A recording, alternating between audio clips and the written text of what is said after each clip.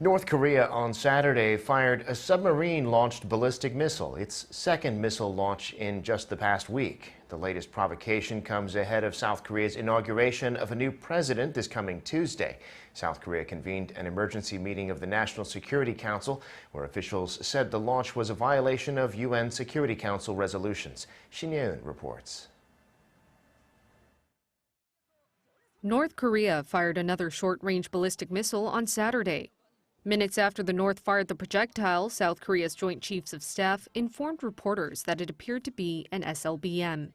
The short-range missile was fired from one of North Korea's port cities, Sinpo in South Hamgyong province. It flew roughly 600 kilometers at an altitude of 60 kilometers. South Korea's military has been closely watching this area because it's the location of the Sinpo South shipyard, known to be where the North actively develops its SLBM capabilities. Saturday's launch marked the 15th of its kind this year. It comes just 3 days before South Korea holds an inauguration ceremony to welcome its 20th president, Yoon Suk-yeol, and also a few weeks before U.S. President Joe Biden is expected to engage in talks with South Korea. It was also the second time this week that North Korea demonstrated its military power. On Wednesday, Pyongyang fired what seemed like an ICBM from its Sunan area.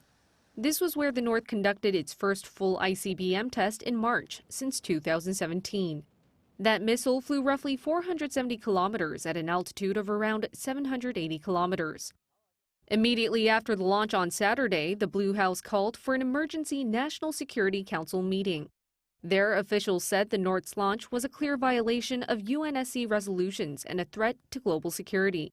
President Moon Jae-in also said he would try to secure peace on the peninsula until the very last day he remains in office. The incoming administration also said it was aware of North Korea's military provocations on Saturday.